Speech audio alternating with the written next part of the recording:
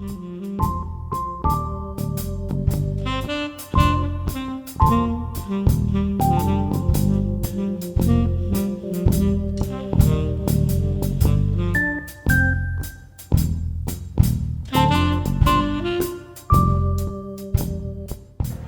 nire hitzaldian saiatu naiz gogoeta bat egiten eta galdera batzu planteatzen. Zergatik, uste dudalako aldaketa handia gertatzen ari direla bai kulturaren eremuan, bai Euskal Herrian bertan eta bai munduan bertan, mundu osoan, eta horrek behartzen gaitu kategoria batzuk eta aurre uste batzuk pentsatzera.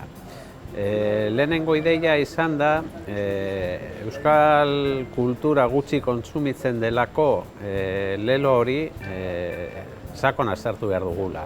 Hori objektiboki egia da, baina jakin behar dugu zergatik gertatzen den. Eta susmoa dut batzuetan euskaldunei, hiztun banakoi egozten diegula erantzukizuna, eta hori hala bada ere hor ezer gutxi egin dezakegu. Orduan, eragin ditzakegun arloei begiratu behar diegu, eta horietako bada eskaintza. Ze eskaintza dagoen euskarazko kulturan eta ze eskaintza dagoen kantidade aldetik esan nahi dut beste hizkuntzetan. Orduan horri begiratu behar diogu. Eta beste kontu bat da euskal kulturgintza norentzat egiten den. Zein den euskal kulturgileen eta oso maila zabalean ari naiz xede taldea edo targeta. Baldin bada hiztun komunitatea, eta hiztun komunitatea gauza definitu samarra da, euskara jakin, euskara erabili, euskaldun sentitzen direnak eta bar, komunitate hori definitu samarra da, edo target edo xede taldea ote den euskarazko produktuetara iristea daukaten guztien multzoa. Izan ere, gaur egun hiztun komunitateaz gain, badago multzo handi bat, jende asko kultura horretara iristea baduena.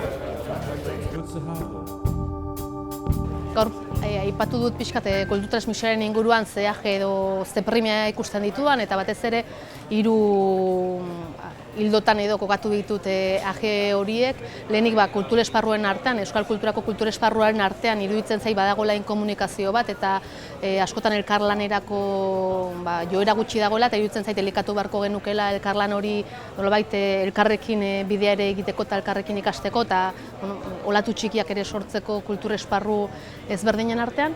Bigarrenik ere aipatu dut nolabait transmisioan eragin duten egune tradizionalek, eskolak, hedabideek eta unibertsitateak gaur egun eraldaketa handia bizi izan dutela, baina askotan transmisioa egiten dugunean aritzen garela eskolak, unibertsitateak edo hedabideek lehengo eran funtzionatuko balute bezala, eta birpentsatu behar dugula ere hiru eremu horietan eragiteko modua. Eta azkenik aipatu dut kultur transmisioan oso funtsezko iruditzen zaidan aje bat, eta aje hori da hizkuntza politikak egiten diren eremuetan, gehienetan hizkuntza politikak eta kultur politikak badoazela bakoitza beraldetik, eta ez dagoela inolako loturarik bien artean, eta beraz euskalduntzea lotzen da hizkuntza jakitearekin, eta kultur trebakuntza eta kultur erreferentzialtasuna ez dela ia lantzen. Eta iruditzen zait hiru arlo horiek elikatzea beharrezkoa dela etorkizunean transmisioan egoera hobea izan dezagun. Gaur hitz egingo dut bertsolaritzaren argazkiak deitzen da gaur kontatuko etena, baina funtzioan da galdera batzuei erantzun nahi diet, eta da jendea ez da batean, egun batean esnatzen eta esaten du Rosalia gustatzen zaiola. Eta kontua da aztertzea ea nola iristen garen holako zaletasuna garatzera. Eta nik uste dut badaudela hor gako batzuk, eta bat da ulertzea kultura sorkuntzak ze funtzio dauzkan. Ez da entretenimendua edo ez da denboa pasa. Kultura sorkuntzak funtsean mundu ikuspegiak sortzen ditu liluraren bitartez. Eta kontua da kontsumitzaile huts eta hartzaile pasibo izan nahi badugu zer egin behar dugu. Eta hor, gaur landuko dudan edo aipatuko dudan gaietako bat edo gakoetako bat da leku imanak. Leku imanetan, sozializazio gune horietan, jendea hor zaletzen da, hor izate ditu interakzioak. Guk badauzkagu, nik uste dut hor dagoela gakoetako bat. Eta hori izango da gaurko gaia.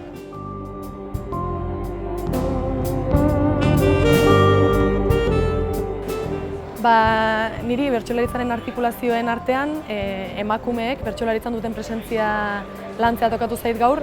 Presentzia horren bilakaera landu nahi izan dut batetik, bai historikoki izan zirenik ukatzen zuen errelato horretatik hasi, emakumeok bertsozarretan nola irudikatu gaituzten kontatzen jarraitu, plazan pixkanaka ze presentzi izan dugun txapelketetan, hori guztia bai zenbaki aldetik eta bai kualitatiboki lantzen saiatu naiz, eta gero nire ikerlerroa komunikazioa ere badenez, presentzia hori ze mailatan eta nola izan daitekeen aztertu nahi izan dut, bertsolaritzaren imaginario horretan ze pixu izan dezakeen emakumeen presentziak eta batez ere ahotsak, eta gero presentzia horren pertzepzioa eta nola jokatzen den hori ez da.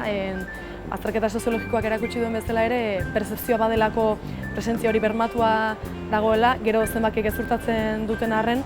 Eta pertzepzioaren eta botere simbolikoaren eremu horretan ere, presentzia hori nola dagoen aztertu nahi izan dut. Eta ondorioa izan daiteke modu askotara begiratuta, nire ustez garrantzitsuena da 100%ean dagoen hori ez dagoela geldi, lantzen ari garela eta gainera esparru askotan zabalduko dela ez bakarrik emakumeen presentzia, baizik presentzia mota asko, eta batez ere martxan dauzkagun dinamikengatik itxaropentsu begiratzen diogu 100% horri, zalantzarik gabe gora eta zabalera eta aniztera eta handitzera joango den zerbait delako.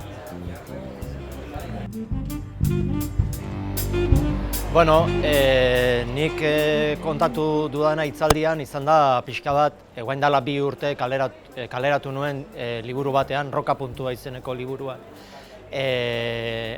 Ateratako ideia batzuk, oso labur, eta gutxi gora bera kontatu dudana 2 parabola izan du dira, ezta? Alde batetik, zer gertatu den bertsolaritza munduan 60. hamarkadatik gaur egun arte. 60. hamarkadan atzerritik garai hartan zetozen doinuak eta rock doinuak eta bestelako doinu batzuk kondenatzetik, ez ezagutza batean oinarrituta haiek kritikatzetik, gaur egun gertatzen den fenomeno batera, eta da injustu ere, gaur egun bertsolariek kanpotik etorritako hainbat doinu, pop rock kulturatik etorritako hainbat doinu erabiltzen dituztela batekorako, bai bertso musikatuetan edo bai akapela ere, ezta hor bertsolaritzaren bilakaera handi bat gertatu da eta bilakaera horren ondorio da hori dana gertatu izana, ezta. Eta gero beste alde batetik kontatu dut bertsoa nola sartu den rock munduan, 1975-tik gutarrak esperientzia arte, ezta? Izan ere, bertsoa presente egon da rock mundua, naiz eta askotan presentzia hori formulatu gabea izan dan eta aldarrikatu gabea eta bisualizatu gabea, Negu Gorriak taldeak bere bertso hop kantuarekin estanda ofizial bat eta estanda publiko bat ekarri zuen arte, ezta? Orduan hor ere bilakaera baten berri ematen dut eta zergatik gertatu zen hori. Beste gertatu zen euskera sartu zelako lehenbizi rock munduan, gero bersoa hor sartzeko, ezta? Eta gero zertzelada batzutan roka eta bersoa ez ote diren oso gauza diferenteak, ura eta olioa bezala, eta ura eta olioa nahastea bezala, bi komunikazio ekintza oso diferente direlako, oso tradizio diferentetik datozenak, eta oso liturgia eta kodigo diferenteak dituzten.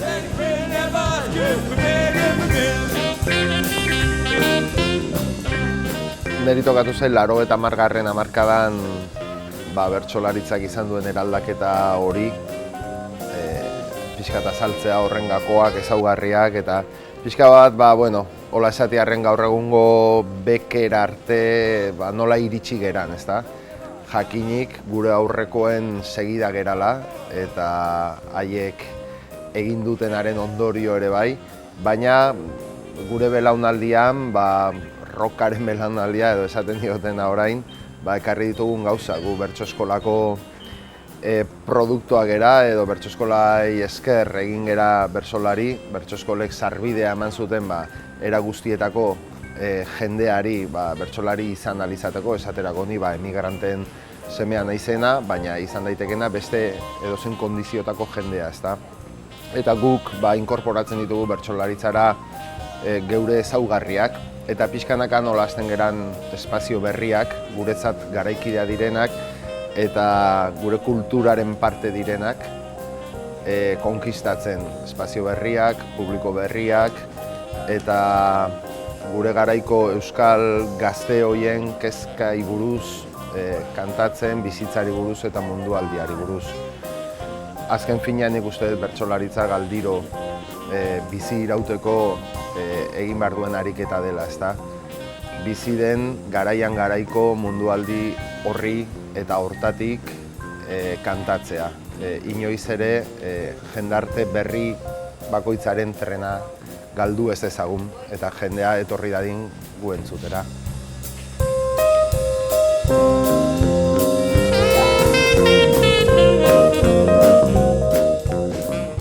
Gaur kontatu dena pixka bat bertso munduan hiztun berriek daukaten lekua zein den edo ze leku ematen zaien eta nola hitz egiten den hiztun berrietaz edo nola ez den hitz egiten hiztun berrietaz. Pixka bat abia puntu hartuta gaur egungo euskaldun gazteen erdiak baino gehiago ez dutela etxean ikasi euskaraz eta errealitate horrek badaukala eragin bat hizkuntza erabileran. Azken batean hiztun zaharrei ematen zaielako hiztun onaren legitimitatea eta hiztun berriek berriz legitimitate hori nolabait irabazi egin behar dutelako gaur egungo ideologia nagusiaren arabera. Eta orduan zenbateraino bertso munduan sozializatzeak eta bertsolari izateak adibidez, gazte batzuei laguntzen dien legitimazio prozesu horretan, bertsolari izateak ematen dielako halako irudi bat hiztun onarena, hizkuntza erabiltzen duenarena eta gainera euskararen aldeko diskurtsoak zabaltzeko agentearena, baina nola hiztun zahar ez izate horrek muga bat suposatu dezaken bertsolari kanonikoaren irudiarekin bat egiten ez dutelako.